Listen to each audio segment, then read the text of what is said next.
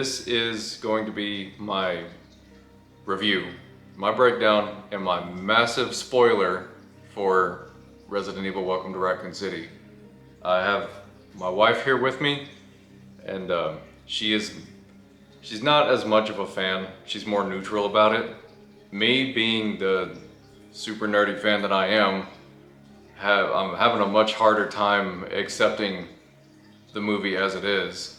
But we're gonna give you some feedback on it, some reviews, and just pretty much go over the whole thing and how it went down.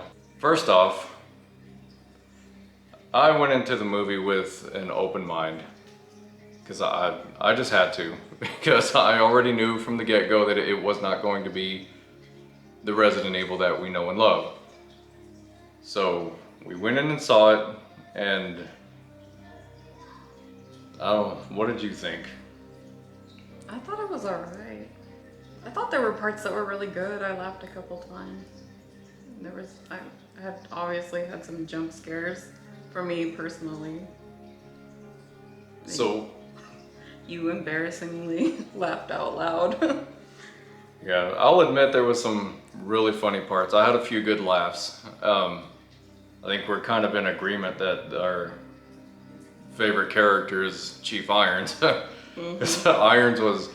Irons in the game, you know, he's just a despicable, disgusting character, and he's not meant to be liked, and you're actually pretty satisfied when he meets his brutal, gruesome death. But in this movie, he's a total jerk. He's a total D-bag throughout the whole thing, but he's also very just funny, and his reactions to everybody and his reactions to the situations he's in are just hilarious. You know, going off of the characters, just, you can't go into this movie, you know, like I said in my initial review, you cannot go into this movie expecting to see the characters that you know, because they're not there. The way the story plays out, you know, it starts off in the Orphanage, the Raccoon City Orphanage, which we know is not part of the original game. It's not part of the original story, but it's in the Resident Evil 2 remake, and apparently director Johannes Roberts liked it so much that he felt like he needed to pretty much revolve the entire story, his story, around the orphanage. And that's where most of this movie takes place. That's where the movie starts off, and we see Chris and Claire, and they're kids, they're little still, and the way the story plays out with this movie, you know, their relationship, their dynamic in that universe, you know, it makes sense. They're not the Chris and Claire we know, and I can't stress that enough. If you're a super fan and you're going into this movie, these characters are not going to be, you know, the characters that we know. They are from a completely different alternate universe, another dimension, if you will. They're out there a little bit, but they make sense. Some of them make sense in this universe, in this story. The orphanage is apparently run by Umbrella, you know, kind of like it is in the game. And, you know, we see William Birkin, come to find out he's experimenting on kids. This is where Lisa Trevor comes in also. Lisa Trevor, she's a kid in the orphanage when Chris and Claire are kids. And apparently her and Claire end up, you know, Claire sees her and seeks her out, ends up finding out kind of what Umbrella's doing with the kids there at the orphanage. Anyway, Lisa and Claire end up forming some kind of little bond. You know, cut to years later, Claire's coming back into town because she got some information on, you know, some other things that Umbrella's doing, you know, underneath Raccoon City. My favorite part about this movie was the beginning. I think it started off pretty interesting. It just kind of started moving fast after that. I liked the environments. You know, to me, I like the way that they portrayed Raccoon City in this movie. You know, it's more of a smaller, more desolate feeling type of city. And when they show the parts of Raccoon City that they show, it actually reminds me more of Raccoon City from the game, like the opening of the original Resident Evil 2, which was awesome for me. I like how they brought in things like Emmy's Diner. I loved Emmy's Diner from the original Resident Evil 2. you know, they tried to bring it to life in this movie. And it was little things like that, you know, looking for all the little, the Easter eggs and the cameos and the references to the original games. All that was a lot of fun. After the orphanage and Claire's coming back into Raccoon City, she's actually with the truck driver. And the truck driver is in both the original and the remake. I've got my own personal feelings about the truck driver, because I think, what do you like about the truck driver? The opening sequence where Claire comes back in. I don't know. I mean, they kind of just skipped over a lot of kind of like what you know, but from just like a completely separate thing. I didn't mind it so much. I really didn't, because I mean, if I'm looking at it, you know, as just its own thing, I mean, it's just, you know, it's obvious that he picked up a hitchhiker, you know, and so. Okay, well, in this universe, in Johannes Roberts' Resident Evil universe, he uses pretty much the sequence that happened in the Resident Evil 2 remake, but he tried to put so much emphasis on little details like the hamburger. Like, even in one of his previous interviews, he would not let that hamburger thing go. And he's like, well, we even put the hamburger in there. Like, anybody can put a hamburger in their movie. What's okay? wrong with the hamburger? I mean, it's just it's a hamburger. It's like it's a pointless reference to me. It would have been. It's not. It would have been so much more meaningful. The dude is just eating, you know, like he's just eating. Like, what's yeah, so but wrong he's with trying it? to make it. He's trying to make it seem like that this was so much like the game that they even put the burger from the game in the movie.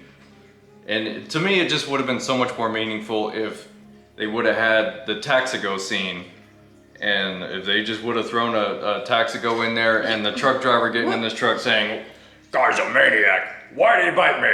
I mean, that would have been so much more awesome. And then, you know, he rolls into Raccoon City. They were shoving 2 movies into, like, you know, a short period of time, Simultaneously. which was really, really stupid. But I mean, honestly, I don't really mind that the dude was eating a burger. I mean, at first he didn't seem too creepy, and I think it was really stupid that he was like really vulgar towards her in the way that he talked to her, and that she like had the audacity to sit there and touch his radio. Okay, yeah, that's another thing. He's being nice. He like picked her up or whatever, and then he like pervs out on her. So I think that's really stupid. Yeah, so the truck driver ends up being really creepy, and he talks a lot, and he's really annoying, and he cusses so much. She's really annoying too in that scene, just because, you know, she like turns it up. You know, to me, I'm like, that's freaking rude. This dude like picked you up. He's like being nice, okay, and you're just gonna like turn up his radio to drown him out. Yeah, I mean, kind of an awkward scene there.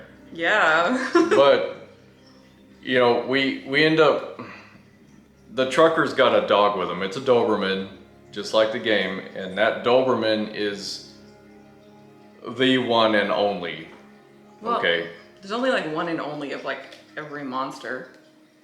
Period. Yeah, so another thing. Like only one of Not only are you getting Resident Evil 1 and Resident Evil 2, but you're getting one of every monster at the same time simultaneously. Mm-hmm. So you're going back and forth from Spencer Mansion to Raccoon City, Spencer Mansion to RPD, Spencer Mansion to the Orphanage. And I didn't mind that so much though. Yeah, but it made everything super rushed. Okay, they tried to fit way too much, way too many characters, way too many elements into just this short amount of time. This is true. And you're rushed through it so much that you don't even get to enjoy the little things. No, you don't. That Roberts tried to put such an emphasis on. So many of the little details, and you're rushed through them. You don't get to enjoy them. You know, you're kind of like forced to focus on somebody just like staring for like 1,000 seconds rather than, you know, being able to like view the environment. I know like Claire, like she would just sit there and just kind of stare for a second or a couple seconds. You're just like, why? You know, they could have been focusing on the environment or some other aspect, and then the pauses, like the reaction time of these people. I know it's probably how it was supposed to be, but it was super annoying. I mean, you're watching it and you're thinking, just do something. Why are you just paused staring at that person for, how long does it take you to process a thought? But, you know, Yeah, that's so just there were a personal annoyance for me. several of those awkward, annoying moments throughout the movie. But, you know, the atmosphere and the environments of classic Resident Evil, that's what I was really, really hoping to see. Going into this movie knowing that it was already going to be different, I was hoping that they would nail the atmosphere and the environments, and for the most part it seems like they did. Just the downfall of this movie, with it being 2 games in one and such a rushed storyline, is just, all that seems like it was pretty much for nothing. You don't get to enjoy any of it. Yeah, I agree. Okay, so another thing that you probably need to know going into this movie is that this was not the infection, the outbreak in Raccoon City was not similar to how it was in the game. Okay, this was not something that was like a accidental T-virus outbreak because, you know, the Umbrella Corporation sent Hunk in to take Birkin's G-virus, and, you know, all that didn't happen. So what happens was Claire ends up getting in touch with Ben Bertolucci, who in the game is a reporter. Was that through like a chat room or something? Yeah, she said it was through a chat room that she met Ben Bertolucci, and he ends up telling her that the Umbrella Corporation poisoned the water. And the citizens of Raccoon City have been drinking this contaminated water, and they're getting sick, and they're starting to turn, you know, into zombies. And we see a little bit of that progression. Yeah, small. Just I mean, little bit of that progression. Yeah, they don't really explain a lot.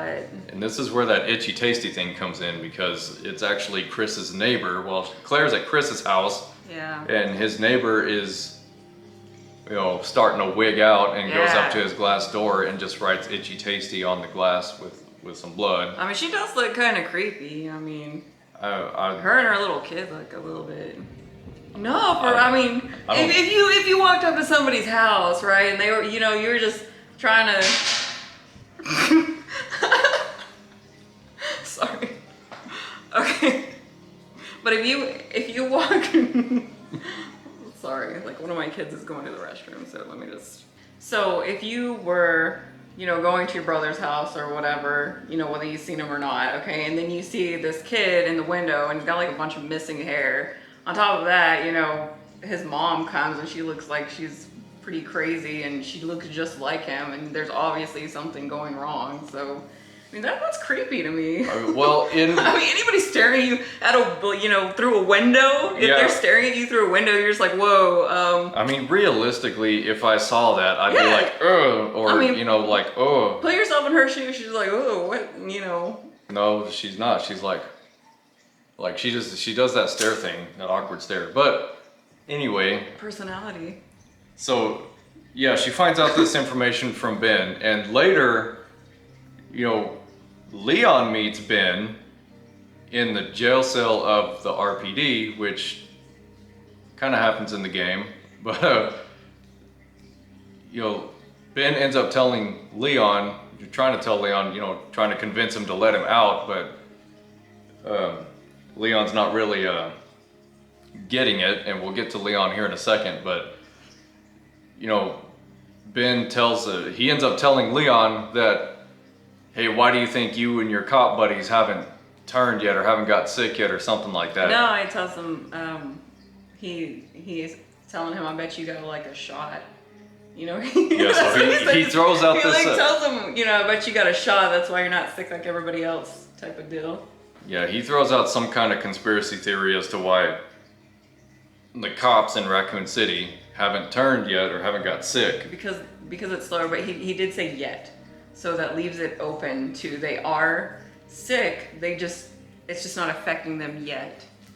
But one thing that Ben said to Leon that I thought was really funny was he made a comment about him being like a boy band wannabe or something like that. And I thought it was funny because I always thought that Leon's original look from the original game was very boy band inspired. You know, is a hair parted down the middle like old Backstreet Boys, whatever his name is. Anyway, it was. I don't know. Don't look at me. Yeah, it was. Don't look at me. It was a common look back then in the '90s. I mean, obviously Leon in this movie looks nothing like that. But getting to Leon, and I personally, I just did not like Leon's character, and it really didn't have anything to do with the way he looks. Because we knew going in that he was, you know, they changed his look. But when they introduced Leon in this movie, I mean, he's waking up out of bed, he's late for work, and he's surrounded by alcohol bottles. Yeah.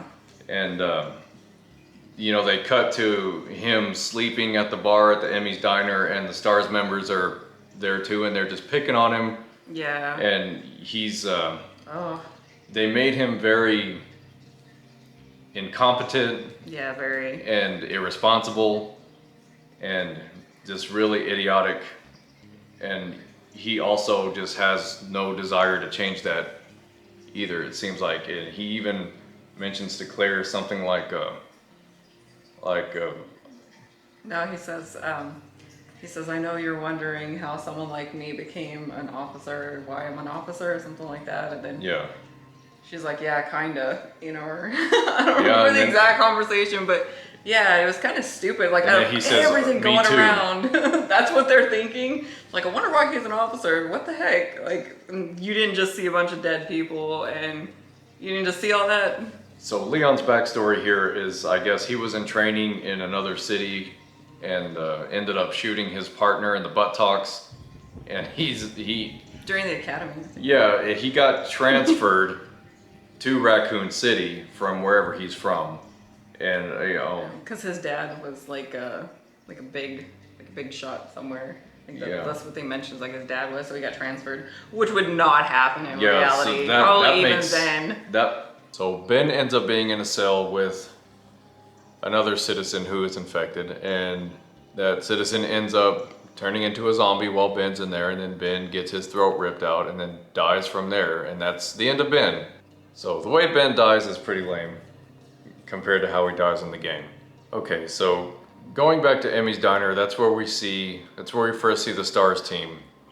And this S.T.A.R.S team in this Resident Evil universe only consists of Wesker, Chris, Richard, and Jill. So they're there at the Emmy's Diner and they're picking on Leon, and then apparently they tried to implement this sort of weird little love triangle. Jill is into Wesker and then Chris is into Jill, but luckily they didn't really focus too much on that. No, and that was subtle. I mean, it was just something that Claire had said when she went into his house. She sees a picture and she's like, oh, still pining after Jill, you know, and then who makes a comment about is it like one of them makes a comment about Jill like sleeping in Wesker's arms or something stupid like that, you know, just a joke. But obviously by the way that her character looked at him, you know, she had some, you know, feelings. Yeah, so it's a little obvious that Jill's into Wesker, and not mutual, I don't think. You know, it shows Chris getting a little bit jealous a couple of times, but not too bad. But you know, yeah, they didn't focus on that whole thing. They they threw it in there. It's so stupid though. It's supposed to why? I mean, why do you have to do that? Just, you know, smut it up with something so stupid. I hated that. I think it was unnecessary. Yeah, big time. But now we're gonna break down the S.T.A.R.S team, and we'll start with, while we're on the topic, we'll start with Jill. And to me, I can't stand her. Yeah. I can't. Jill's character in this movie was just irresponsible and just, you know, irrational. They tried to make her a little too weird Yeah, super weird. They try to make her a little bit too out there, and I think she's a little over the top. Way over, like overacted like crazy, because she like in when they were like introducing, you know, like them picking on him or whatever, she pulls out her gun and you know, she like pretends that she's gonna shoot it, and they're like, oh, put that away, Joe. Yeah, she actually aims her gun at Leon. So stupid. Why? In the diner. They made her look like a really stupid like real person. Reckless. Yeah, like really, like why is she on an elite team if she's just so stupid? Like if she makes stupid decisions like that, just in jest. I mean, it's just pointless. Yeah. So her character's really awkward, but we have Wesker too. I wasn't a big fan of Wesker in this movie. You know, it's obviously it's not the Wesker we know, and they did that for a reason. It's because how they wanted to take the story. Yeah. But Wesker in this movie, I didn't really, I guess I didn't really just like the actor. I didn't think he was too bad. He wasn't bad. Me personally, I didn't really like him. I didn't mind him. I mean, I didn't mind Wesker's character in this one. You know, the way that he wasn't just like, you know, always an evil bastard. He would just kind of, you know, did it, you know, for a little bit of money. Yeah, so he still has his ulterior motive in this movie, but it's not like how it was. Like he doesn't work for Umbrella. No. He's not really that. He's not the one luring the S.T.A.R.S into the mansion to collect raw data on the BOWs and all that stuff. You know, it's nothing like that. He's only been working with Umbrella for like a couple months. Not really that long. I think it said like 3 months. They contacted him before before the incident. So it wasn't Umbrella though. That contacted him. No. Are you sure? Yeah. He said they. Well, it was Ada. Well, how do you know? It's a different movie. It's not the game. Well, no, you don't know. No, it's so. It was they. Okay, it wasn't her. It was they. Wesker ends up getting this message right on his pager or whatever. You're probably right. My bad. And it's telling him that they left something in his locker or something. So he goes and gets it, and it's this little electronic. It's a Palm Pilot, and it says everything you'll need is on this device or something like that.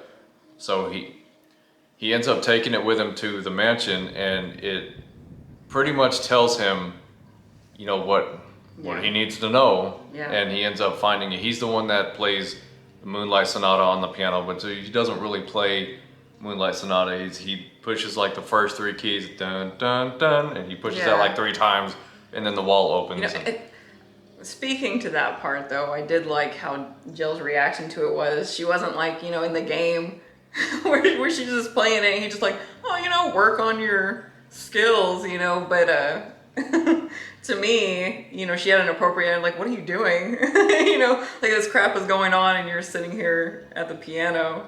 Yeah. You know, so her reaction was appropriate. I did like that about her character. Yeah, so when they do get to the mansion, you know, they end up splitting up. And Jill goes with Wesker, and she is understandably confused as to what he's doing and why, but he ends up kind of explaining it to her before he runs off and leaves them there. After like the helicopter takes out the whole room, it doesn't kill them. We'll get to that too. It doesn't kill them at all. They're still, you know, chilling there, just a little wounded. So while these S.T.A.R.S members, the Alpha team, they're in the Emmy's diner, you know, all 4 of them are there, and Leon's there asleep at the bar. 2 more RPD officers walk in, right? And one dude, he's just like a real, kind of like an obnoxious jerk, kind of stereotypical. And he's ugly, nasty attitude towards Leon. And he's making fun of him, and he's talking trash to him. And this officer is making himself look like a total D-bag, and he's with another younger guy. Well, come to find out, the guy that's talking all this trash is Kevin Dooley, who was Bravo Team's helicopter pilot in Resident Evil 0. He was found dead by Alpha Team in the Resident Evil 1 remake. And the younger guy he's with, who doesn't say a word throughout the whole thing, is Enrico Marini. Yeah, the Bravo team leader in the games. The noble, like Enrico is such a big noble dude, and he's wise and he's confident, and Enrico is awesome. But in the movie, he's not. Who are you? Yeah, he doesn't say a word. You don't even know who he is until they're like, Marini! They go in their little, their Jeep, their 90s Jeep. You know, they pull up to the diner, they get coffee, they make fun of Leon, they blast him, and they leave. Well, they tell the Alpha team that they're going to investigate. Somebody called in a body that's been munched on, is what they say.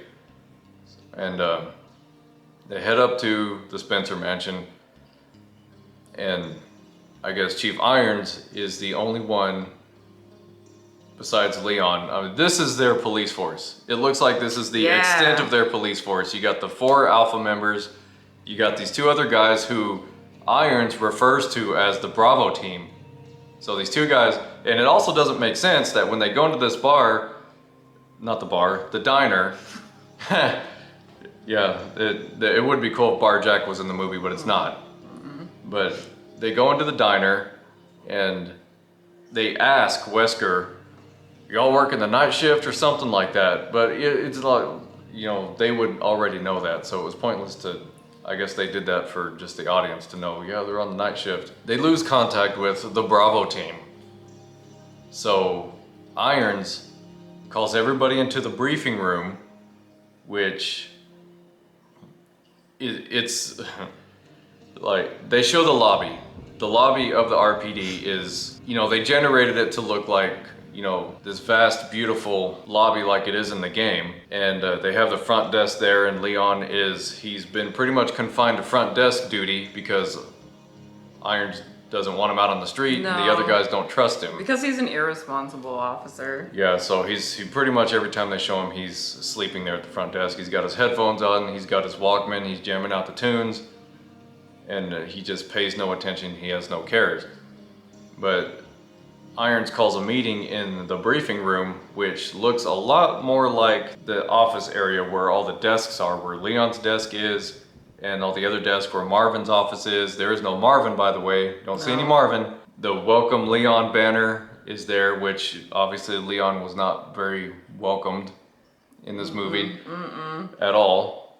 Everybody was talking crap about him. That banner doesn't even make sense. I think except for Jill. She wasn't talking. Jill made an effort. Wasn't either. Yeah. Jill made an effort to be nice. So I guess that team wasn't really crap talking him. Probably because they understood, because they're equally as kind of horrible.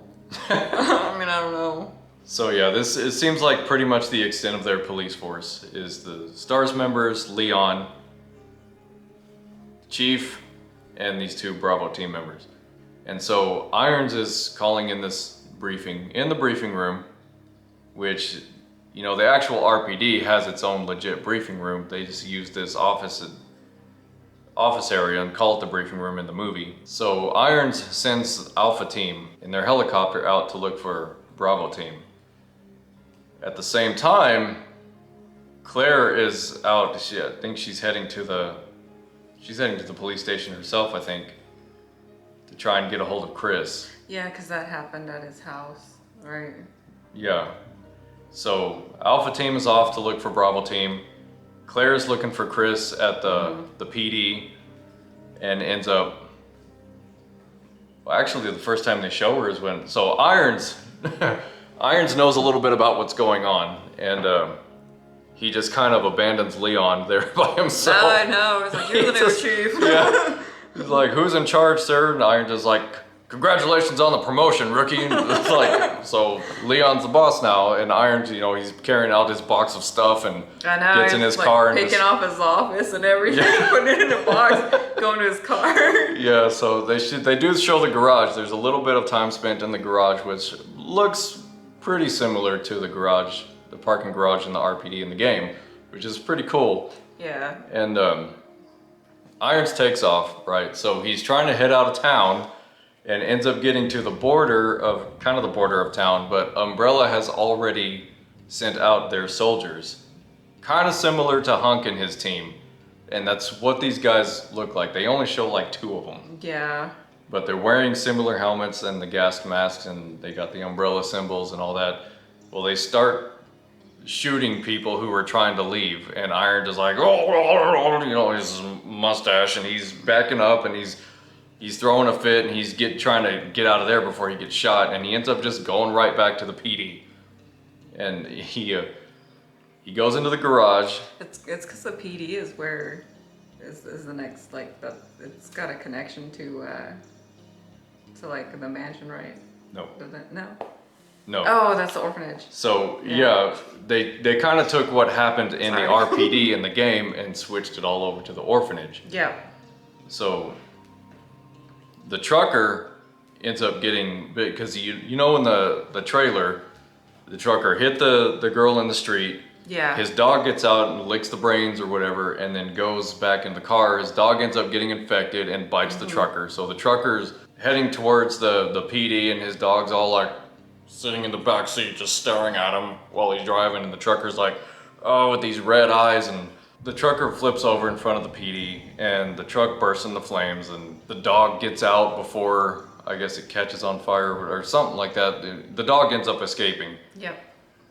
And the trucker's, he walks out. He looks like he's just casually walking, and he's like all up in flames, and he's walking. It's so stupid. Funniest part of the movie to me, he's just like walking to the beat of. No, because Leon's just like sleeping.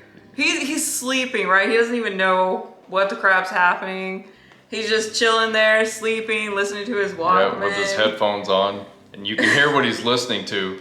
But it's like at one of the most dramatic parts in the song, the trucker just comes strolling into the police department like a big ball of flame. It was hilarious. And he's just walking to the beat of the song, and then Leon's not even paying attention. No, he doesn't even know. Irons ends up intercepting and shooting the trucker down and kind of telling Leon what's going on, but that part just like had me freaking rolling. Oh yeah, in the so theater. Embarrassing. He like laughed so loud. It was so embarrassing. It was so funny to me. It was so ridiculous. Like that's my type of humor. Loud. Yeah. It was so loud. But anyway, they end up going back to the.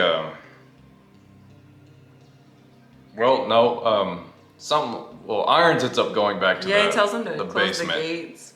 Yeah, Leon goes to the gate. Irons goes back to the basement. Ends up finding the only zombie dog that we see in this movie, the one and only. That's the crappy CG one that you see in the trailer. Yeah. Oh, the CG is really bad. It's so bad. It's a touchy subject. Oh man, it's so bad. Yeah, but it's very cartoony in a lot of parts. Yeah, it's kind of like, like the sci-fi shows. Like sci-fi original type of CG. But the kind that you watch and you find you're just kind of like, oh man, this is actually pretty good. I'll watch this again. Like one of those. Yeah. I mean, the CG is awful. It's like, it's bad. Yeah, and they could have done a little bit more on that. Yeah, so Irons is trying to, get away from this dog, and Claire ends up meeting Irons down there. She saves Irons from the dog with a fire extinguisher. Yeah, and that's Leon, how they meet. Yeah, Leon shows up in the basement, points his gun at Claire and says, "Drop your gun!" And she's like, I don't have a gun. Just drops her fire extinguisher. No, he is just not. Yeah. Why is he a cop? Yeah, There's no reason. He's a liability. Made him look so much like a bozo. But anyway, they end up grouping together, and the movie's going back and forth between this and the mansion. So meanwhile, the S.T.A.R.S team find Bravo team's car all flipped upside down. Yeah, that's why they sent him out there, isn't it? They couldn't get a hold of him. Yeah, and it's got like some huge gashes or something in the side of it, and we don't get any kind of explanation as to what happened to them. Like, why is their big old car flipped upside down? We don't know. Yeah. And never explains it. An infected crow lands on the Jeep, and Wesker's like, oh, and then boom, it explodes, and because Jill just shot it right next to his head. And yeah, and then he's like, Jill. Yeah, after that happens, she's still sitting there like pointing her gun at him, like I know, it was kind of overkill. Like, And anyway, that's like the only actual crow that we see. One hits the window of the Emmy's Diner at one point, and it rises on the ground a little bit. Yeah. But that's it as far as the crow action, the craction goes. And So the Alpha team ends up, there's no dog chase, mind you. There's no more dogs at this point. The Alpha team goes into the mansion. They split up. Richard goes with Chris. They go up the stairs. Jill and Wesker do their own thing going off. And Chris and Richard end up finding first member of Bravo team, which is, guess who? The first zombie that you see in the game, the guy that turns around like, oh, you know, he's munching on the dude on the floor. Well, it's not Kenneth from the Bravo team. It's freaking Enrico Marini from the Bravo team. That's who he's munching on right there. Enrico Marini. So Chris and Richard find Enrico being munched on by the zombie, and they're both like, oh, F. And then they start getting attacked all of a sudden by just hordes. Right? Like it's not like the mansion, you know, how it went down in the mansion at all. It's just, after they find that one zombie, all of a sudden just tons of zombies start spilling into where they're at from everywhere. And they end up getting separated, and Richard gets cornered, and Richard gets piled on by like 100 zombies, and you just see him 100. I mean, it's exaggerated, but you know, they pin him against the wall, they drag him down. Yeah. I mean, you even see it in the trailer. Honestly, if you've seen the trailers and you've seen all these little vignettes and the clips and all that stuff, you've seen most of the movie. Yeah. It's all in there. But it's still worth watching because, you know, they don't piece it together in the. Anyways, back over here. Yeah, so that's, you know, that's what happens to Richard. Bye-bye, Richard. You don't even get to see him getting, you know, ripped to pieces or anything like that, like you would in a good zombie movie. Yeah, it kind of. It's not really a scary movie. It's not scary. You just get a couple scares from like jump scares, but it's not really like a horror movie, I wouldn't say, or like a scary movie. No. It's very mild, I think. Yeah, and then, you know, Except for the language. While all that's going on, you know, Chris ends up, you know, he pulls out a Zippo lighter, which I mentioned before that I thought it was cool that they gave Chris his Zippo lighter. And Resident Evil is the reason why I always carry a Zippo lighter with me, you know, since I was little. So, you know, that's one of the things that it really had an impact on me. But Chris pulls out a Zippo lighter, you know, he's using it as his light, and ends up finding Dooley in the dark there, and Dooley's crawling at him. It looks like a big baby with, you know, a beard, and he's got kind of he just looks really weird. You know, he crawls at him, and it's just it looks like a horrible scene. It looks like bad acting on the guy playing Dooley's part. And he ends up, you know, scuttling away, and then ends up like reappears behind him, and they're trying to make it dramatic and scary. That's a little weird. I mean, he was like right in front of him and saw him. Yeah, it's a weird scene. I don't know why he didn't just go straight for him, but instead Chris was like fumbling with his lighter. Yeah. A bunch. Like, I mean, couldn't keep it lit. Yeah, and you know, eventually Chris ends up getting back up, and he's in a dark room, and he's surrounded by zombies, and all you're seeing are these muzzle flashes, and Chris is just, he's got his little machine gun, his little MP5 or whatever he's got, and he's just spraying and praying in the dark, pretty much. You know, he's not the marksman that we know from the games. He's spraying, you know, shooting up like this and shooting around like this, and I didn't watch that part. There was too much light going on. Oh my gosh. Yeah, it was so much light. It was a light show, that's for sure. A bad one, like blinding. Yeah, and then he pulls out his handgun, and he's capping off zombies. So it's just kind of an extended scene of Chris just shooting zombies in the dark. And eventually he's joined by Jill, who's shooting zombies towards Chris's direction. Never hits Chris, go figure, but she ends up taking out, you know, whatever zombies he doesn't. And she meets him there after Wesker's already run off, and, you know, she's going up to him all teary-eyed saying Wesker betrayed us or whatever, you know, because of what he did.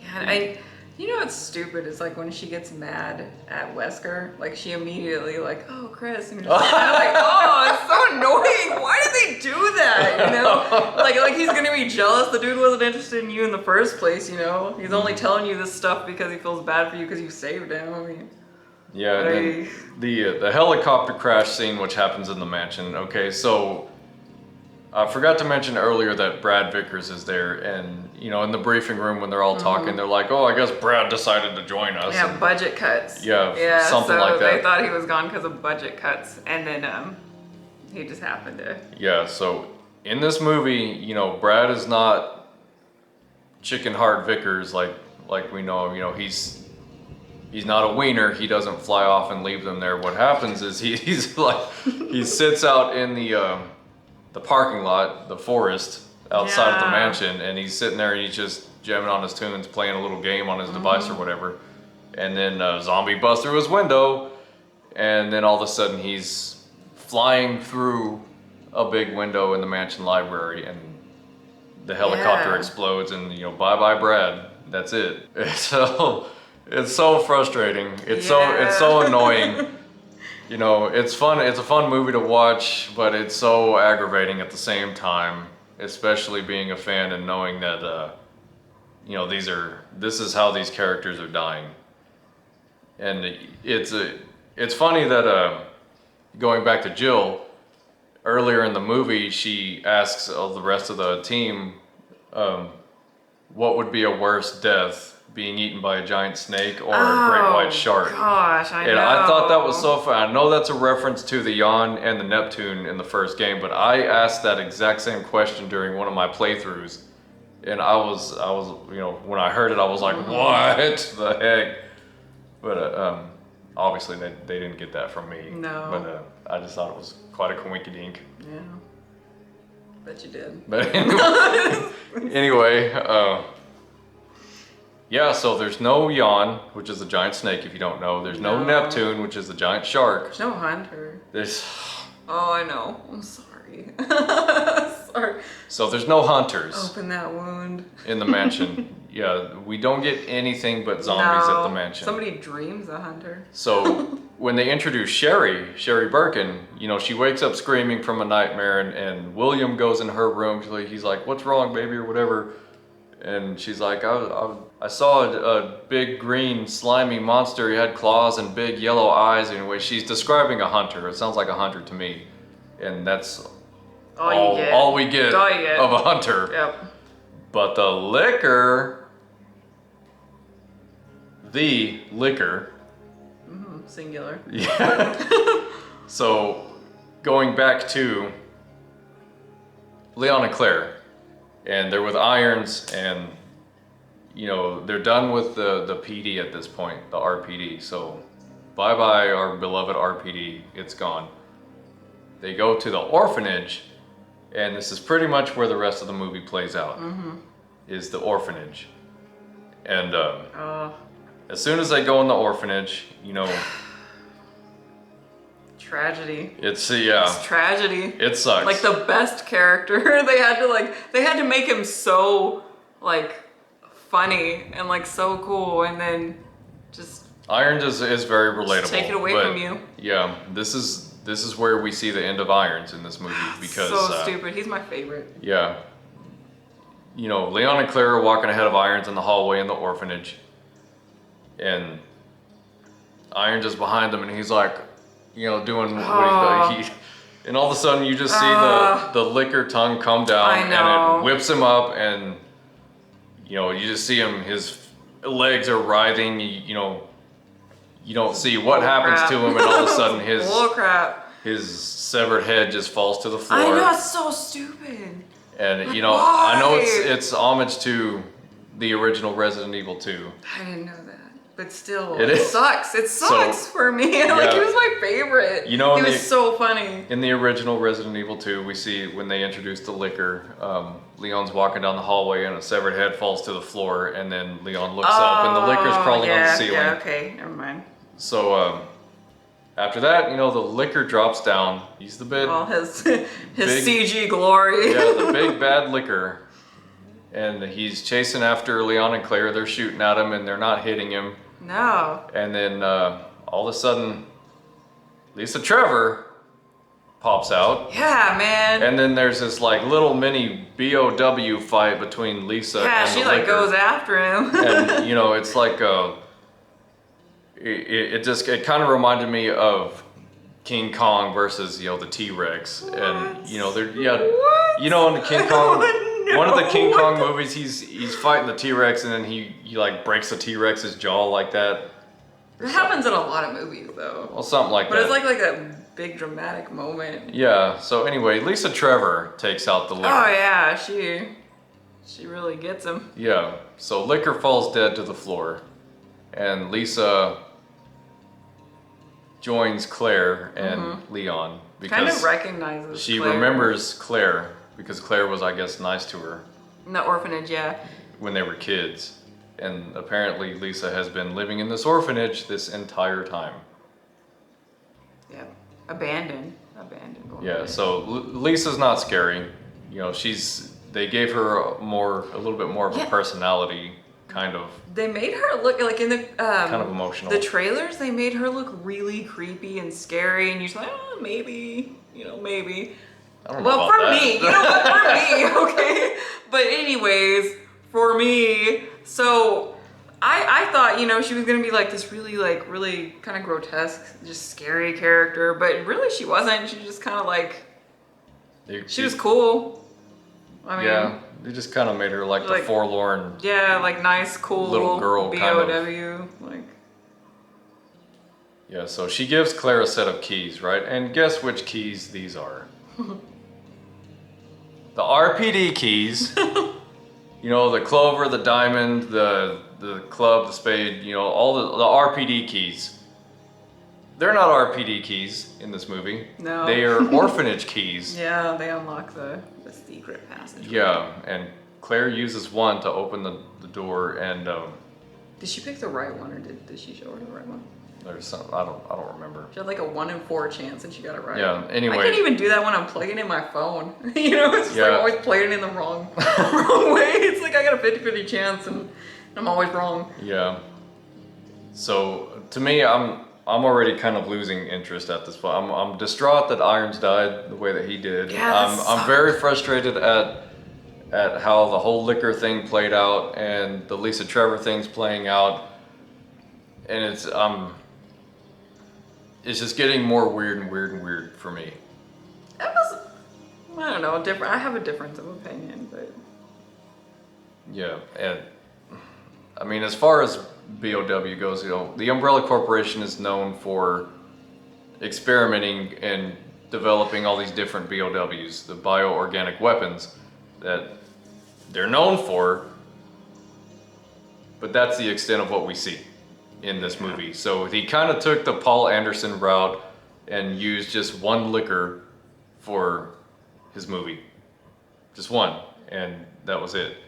Claire and Leon, they go down this elevator and Lisa says Claire or something whenever they're going down and shut the door, and then we don't see Lisa anymore. That's it. Yeah, she's just, her character is very, small part, I guess, which really sucks, Yeah, because I actually liked her character. They threw her in a lot in the previews and stuff, but they really didn't use her that much in the movie.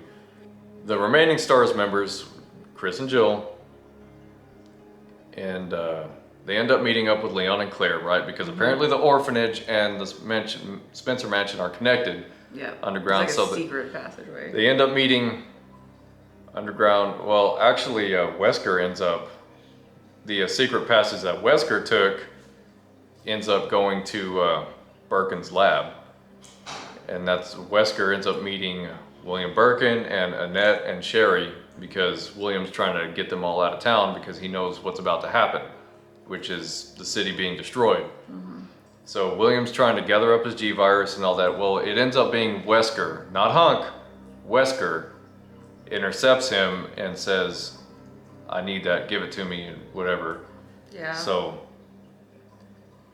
William says, no way, Jose, and he turns around and starts, trying to shoot at Wesker, and he shoots Wesker like once, and Wesker just like pop, pop, pop, pop, pop, and shoots him all in the abdomen. And William falls, and we don't actually see him inject himself. We just see like the syringe fall out of his hand and it's empty. Oh yeah, like he's showing him. But Annette tries to shoot Wesker, and Wesker pops Annette right in the dome. Right in the head, man. Yep, so in front of her daughter and everything. that's the extent of Pretty Annette cold, Birkin. Man. Yeah. And so Sherry pulls the gun on Wesker. Yeah. So Wesker points the gun at Sherry, and then all of a sudden Jill Valentine pops up out of nowhere and shoots Wesker. Yeah, she's probably just scorned. It probably wasn't even because he was about to kill a little girl. Yeah, she didn't even see that little girl there. She was like, you were gonna leave me. Mm-hmm. Pop! Revenge. Yeah. No, it might have been because of the little girl. I don't know. She was still mad at him. Yeah, so Wesker ends up, apologizing and... I wasn't gonna shoot you, little girl. But he probably was. Yeah, He's gonna lay her out, man. Apparently all this was because, they promised Wesker a better life outside of Raccoon City if he would do this for them. Yeah. Money, yeah. And it was an umbrella. It ends up, at the very end, we end up seeing what happens. But, so, William Birkin, the survivors are trying to get out. They think Wesker's dead. He starts voguing out, Yeah, so William Birkin, he starts transforming. He gets up, and his transformation starts out a little quick. Kind of reminds me of The Thing a little bit, with the way that he starts, like his hand starts splitting in half. And that looked cool. I mean, I thought it did. He doesn't grow like the big claws like he does in the game. His hand starts splitting and his fingers grow, and it's kind of weird, but it looks a little... Yeah. It reminds me a little bit of The Thing, so I liked it in that aspect. Yeah, that actually looked real to me. Like, not super real, but I mean, it looked passable. Yeah, and he starts getting his... I thought it was cool. His eyeballs start popping up, and he starts growing these little spines out of his shoulder and all that, and starts his neck thing. Yeah. And, it was cool though, because I mean, his eyes looked all glazed over. I like that part, because I mean, he actually looked really nasty. Yeah, but I thought he looked nasty. I had a big problem with this. So, the more he transforms, right? I mean, he's talking a little bit, and William Birkin in the game, he's losing his mind more, and he's transforming into this hideous monster, and he's losing his humanity. And the only thing we hear him say in the game is Sherry. He's looking for Sherry. Yeah. But in this movie, apparently he never had humanity in this movie. He was a D-bag from the get-go. Apparently like an evil D-bag. The G-virus gave him like motor mouth syndrome, and while he's transforming, he's like trying to have a full-on conversation with Chris Redfield. He wasn't trying, he was. Yeah, he was. He wasn't trying. Like he's turning into like G Birkin, this monster, and he's talking so much. Oh man. Like I've never been a fan of the talking tyrants. If you're not Nemesis, shut your mouth, okay? And plus, Nemesis only says one word, and that's okay. I thought it was alright. But every other talking tyrant in the series, I've just been like, I can't stand it. It just doesn't make any sense to me. It just grinds my gears. But, like when he was talking to him, the dynamic of Chris and his relationship were a lot different than in the games. So, I mean, it made sense that he was talking to him. Chris and Birkin had no relationship in the game. Yeah, exactly. The dynamic was a lot different. Or just the period, I guess the relationship period was... there was present. So in this he's like a dad figure to him, but really he's like an evil bastard who in this movie, in this story, this universe, William Birkin was like a father figure to Chris, and he helped him, as he grew, and was, I think, he was there when Chris went to the academy, and he put him through. They paid for it and put him through that, and so supported him. He did everything for Chris as Chris grew up and became an adult, and he was the reason Chris is who he is. Yeah. Well, it turns out William Birkin cares nothing for Chris, and he spills the beans about all that. Did you really think you could ever join my family? I know, what a jerk, like the dude, his family died. Like, what a tool. Like, this dude is, I mean, even when he's voguing out and crap with his stuff on his arm, he turns into like the worst person ever. You're so happy he dies. Like, there is no, it's just, it's good times. Yeah, so they end up KOing him for a little bit, and Chris shoots him in the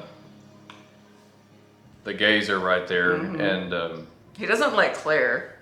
Yeah, he won't let Claire do it. You know, Chris wants to do it. Yeah, I guess so, Chris has like a vendetta now. Yeah, no, there was a vendetta. Because he got his feelings hurt. You know, Jill did that because of, you know, Wesker, he did that because of him, you know, being mean to him. Like, yeah, so cut to the end now, and they're all going to the train because now they all know, because of Wesker, that Raccoon City is about to be destroyed. Yeah, so he they tells all him before he dies. They all pile on the train, and Leon and Jill go up to the front and try and get the train going and moving, and Chris and Claire take Sherry with them, and you know, they're in the back of the train kind of, and talking, doing their thing. All of a sudden, here comes, we see William Birkin starting to transform a little bit more, laying on the ground. Yeah, yes. But the city starts blowing up first before like he even comes back. Yeah. So the city already starts to implode, I guess. Yeah, and the city doesn't explode here in this story. It actually implodes on top of itself. Yeah. So all that contamination, virus, whatever's going on there is just buried. It's not destroyed by fire like in the game. It's just buried. But while the city is starting to implode, here comes old Big Daddy G. Birkin, and he's ripping up the roof, and then he's just, you know, pouring in there, and it's hard to even talk about. He looked cool to me. I mean, he did. I thought he looked pretty gnarly. Like, it's not the way he looks. That's the problem. You know, he piles in there and he grabs Claire and he's swinging Claire around like a Barbie doll. And yeah, why doesn't he crush her? Like, it makes no sense why he doesn't just. Yeah, it would have been really cool if Birkin would have actually killed somebody in his form that he was in, because he looked really gnarly. But, you know, no such luck. Instead, and we see this in the freaking trailers, instead, Leon runs to the back of the train with a big rocket launcher and just shoots it at Birkin, and we see this big ball of flame, and then the back of the train is gone. That he just finds. Like, he just finds it in the train. Just found it in first class. Rocket launcher, just first class chilling. Just weird, man. That was a little weird. So Leon offs Birkin with a rocket launcher. Yeah. And, you know, the whole Birkin thing is short-lived too. Just like everything else in this movie. They rushed it like crazy. And then all of a sudden we see the rest of the city imploding. Yep. Don't see the train leaving the tunnel. Instead, they all walk out. We see the four of them. What was it, four? Four of them like just like casually walking out together at the end of the tunnel. Yeah. Just walking out. Yep. And then it's over. Cuts off. And then like this mid-credit scene pops up, and it's like wait for that. Yeah. Because it'll show some credits, and then this body bag, which they made look like the kind of like the opening cutscene of the Resident Evil 1 remake, where the body bag sits up and then somebody shoots it and it falls back down. So this body bag sits up in this dark room, and it's like, and it unzips, and it's Wesker. Just like that. It's Wesker. And he piles out of there, and he is greeted by Ada Wong, and he's like, oh, I can't see, all my eyes, and all this crap, and she's like, it's a side effect of the stuff we had to give you to bring you back to life, or something like that. I know. Oh, so she gives him these giant sunglasses, right? Giant, so big, so big. Like, I mean, time appropriate, but so big. Right, so that's where Wesker's sunglasses come into play.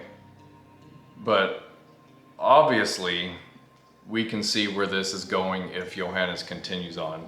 Yeah. This is Ada's only part in this movie. You know, has nothing to do with Leon, which, whatever. You know, she's there, she's working for this rival company of umbrellas, and she's the one that got Wesker to help Yeah, get Umbrella's research. They don't really give much on her. They don't explain for like a whole lot. second she's there at that scene. Like there's nothing else. Yeah, and I mean it's really disappointing because one of the scenes in the movie that I forgot to talk about was when they're watching the footage of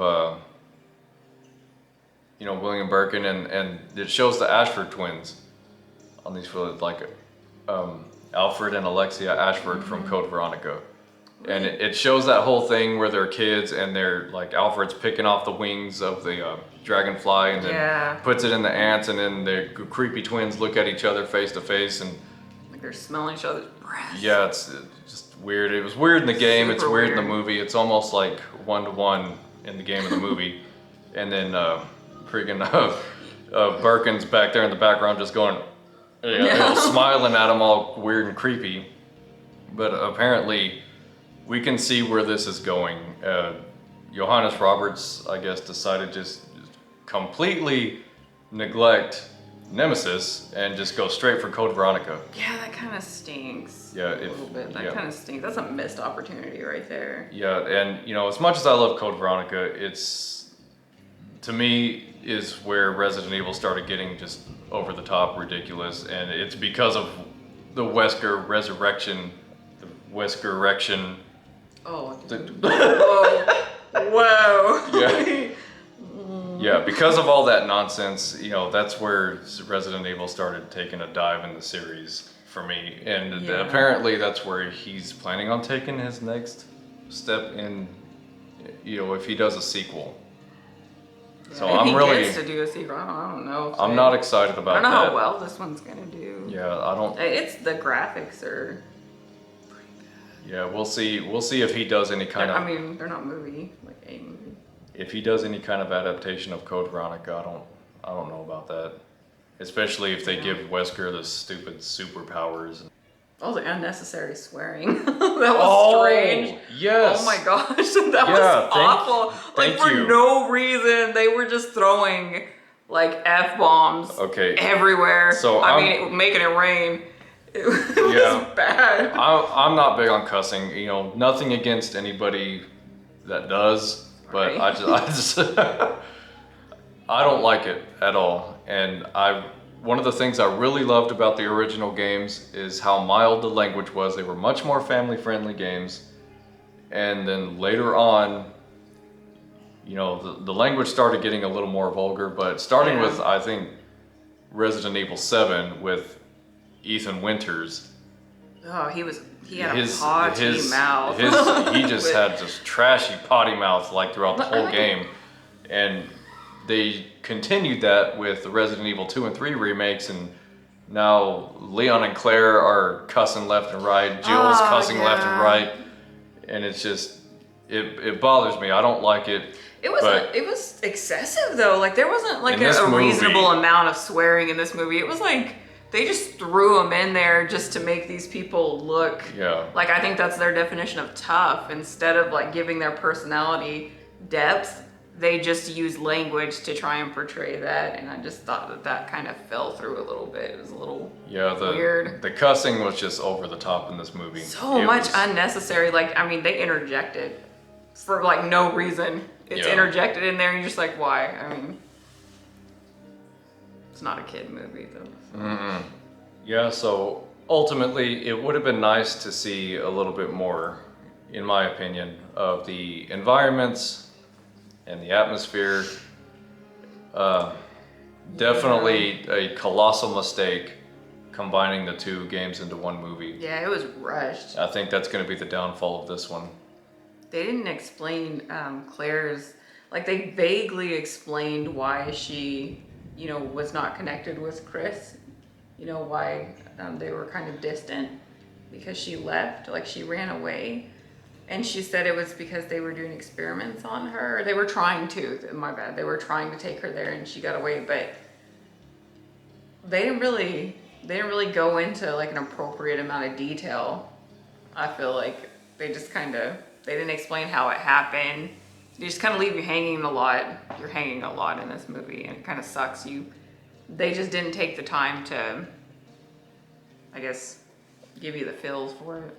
Yeah, they definitely could have and should have, provided a little bit more story, a little bit more explanation behind a lot of things. Yeah, so that's what we think.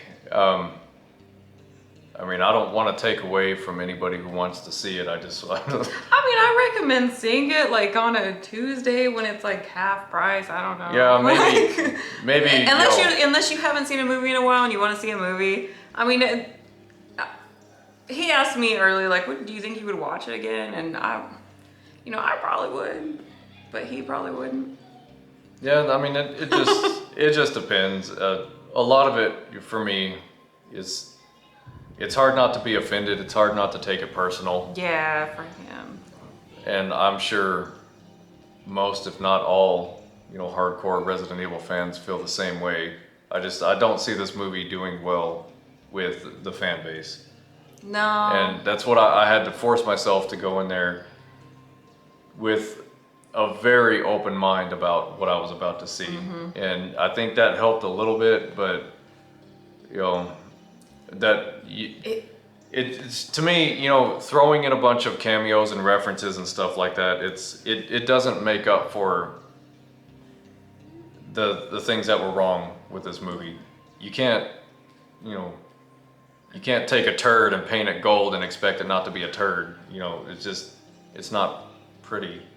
It went by so fast that I say I would watch it again because it goes by so fast that you miss a lot of things that I probably hope to understand if I watch it again.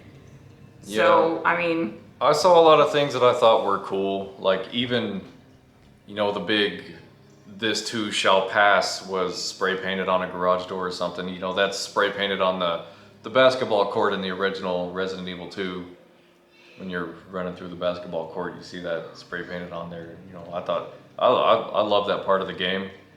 And this too shall pass thing is kind of a big reference, but there's a lot of references that I noticed that were just thrown in there. Not the same way they were in the games, but they were just kind of scattered throughout the movie.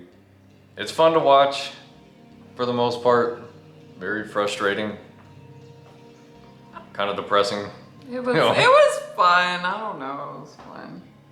Yeah, I don't know if you would think it's worth the money to go see it in the theater. You might wait till it comes out on DVD, but I mean entirely up to you. DVD or something. Whatever they have nowadays that the kids are watching. What? Netflix. What? Prime. He doesn't know. Anyway, thank you for watching. That was the gist of our discussion. My rant. Feel free. I mean, you guys leave us some comments and just talk about it. If I think of anything else later on, which I probably will, I'll throw it out there. But I'm not gonna say that this movie just flat out sucked, because there were some parts that were enjoyable. I thought it was alright. Yeah. I'd watch it again. So, thanks again. Please like and subscribe, and we will see you guys next time.